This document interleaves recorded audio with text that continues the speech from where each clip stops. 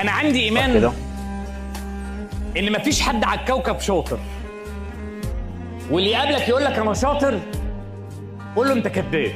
والله يكرم الانسان على مجمل اعماله، انت بتكرم بمجمل اعمالك.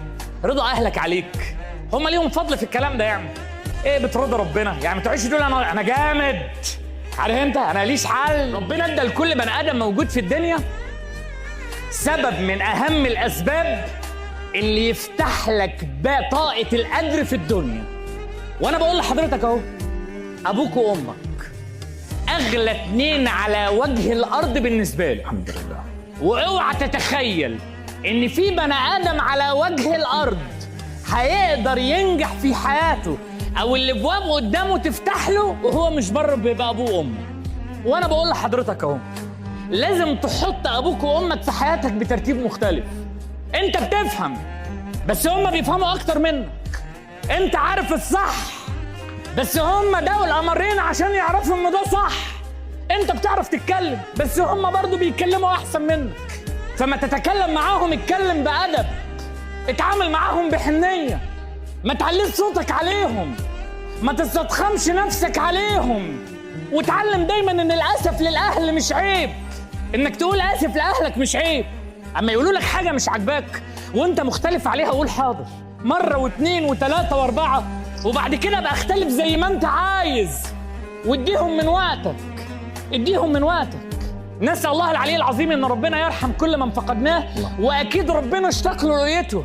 ولكن عايز اقول لك ان ربنا مديك في حياتك سبب من الاسباب اللي يخليك طوفان قادر انك تتجاوز اي حاجه. انا ما عنديش شغف، اصل انا مش قادر، اصل انا مش عارف ايه. لا لا لا لا لا لا لا، حبك لاهلك يخليك قادر. على فكره ابوك وامك ادوك حاجات ما كانوش يحلموا في يوم من الايام ان حد يديها لهم.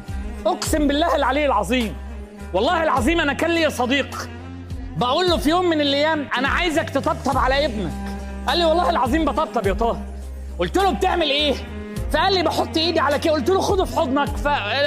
اتوتر كده. قلت له في ايه؟ قال لي انا ابويا عمره ما طبطب عليا وعمره ما خدني في حضني وعمره.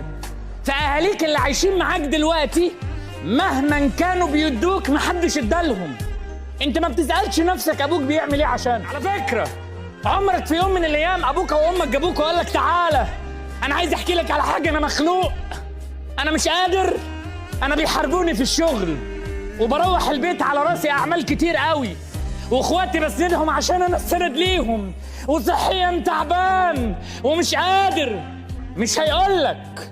عمرك امك في يوم من الايام قالت لك وهي في المطبخ بتعمل لك الاكل وقعت على الارض ورجلها ورمه ومش قادره تعمل ومش قادره تقوم؟ وهي عمرها ما قالت كده. ومش هيقولوا لك ان الدنيا كويسه، وهيقولوا لك ان معاهم فلوس، وهيقولوا لك ان عايلين لك جهازك كبنت، وان هم بيفكروا طول النهار يبيعوا كل ما يملكوا عشان يعملوا لك شقه تتجوز فيها.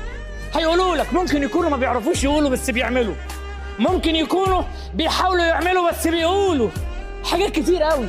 صدقني والله العظيم مش هيصدروا لك اي حاجه. في عز الوقت اللي انت فيه ما انتش عاجبك حاجه، ممكن تكون فاتوره كهرباء منيماه بالليل متضايق بني ادم، ممكن تكون كلمه طبطبه محتاجينها منك مش لاقيين.